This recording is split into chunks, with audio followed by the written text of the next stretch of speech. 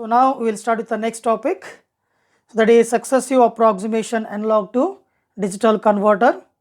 So here the major components which are used in this circuit are the SAR, that is known as successive approximation register, which is an 8-bit.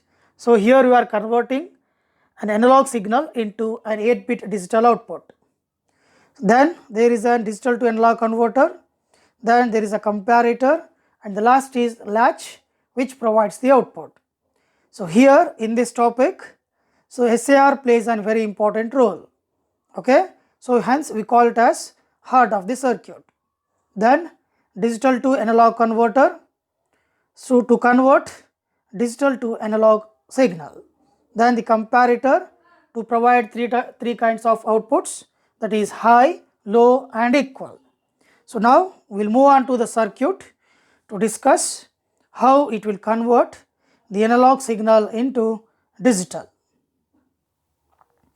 So here this is a continued part of the SAR from analog to digital converter, okay. So the explanation which is given here, so the same explanation I am going to explain using the circuit diagram, okay. So here this is a circuit diagram. So using this circuit diagram, so we will discuss how it will converts the analog into digital signal. So here we are using 8-bit SAR and 8-bit DAC to convert the analog into digital. So now I will explain the role. So here this is an 8-bit SAR. So it will be reset by the start signal. So start signal here it is used to reset the 8-bit SAR.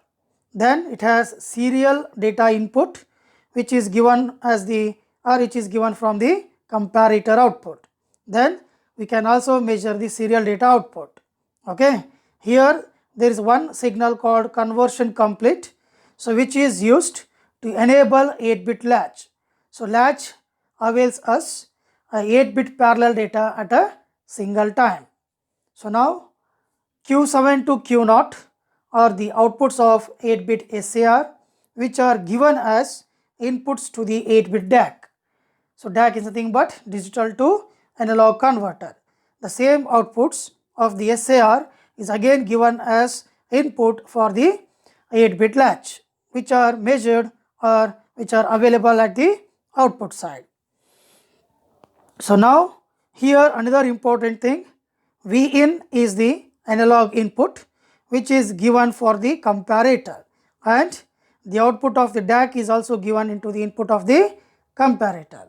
So here the role of this op amp is to compare the output of DAC and the analog input and provides three kinds of voltages, that is high, low and equal. So now the first thing here is how this circuit converts the analog into digital. Whatever the analog input, that input should be given here. Suppose if you want to convert 2 volt analog into digital, so then this Vin should be given as 2 volts here. So that 2 volts will be converted as digital in terms of binary, okay. As we know that the 2 volts in binary is nothing but 0010. This is a 4-bit. Here we are using 8-bit, so we have to use 8 bits here, okay, starts from 0. So now here, so the role of the SAR starts first during the first clock pulse of the given signal here. So when the first clock pulse is given for the 8-bit SAR, so it will set the most significant bit, that is Q7 as 1, okay. Then remaining bits are reset to 00. So nothing but now the data available at the output of the SAR is 1 with all zeros, okay. So that is given to the 8-bit DAC as the input. Now the DAC converts this digital to the analog, and that is given as the input for the op amp. Vin is the input analog input signal, which is again given for the op amp. This op amp compares these two inputs and provides the output. Suppose if the output of this comparator, that is op amp, is low, nothing but then the output of this DAC, okay, this is important, the output of this DAC is greater than V in. Okay. So when it is greater than V in, nothing but here the SAR will reset the Q7 bit to 0 only when the op-amp output is low. Okay. When it is low, the low signal is given here and resets the Q7 bit. This will all happen during the first clock pulse.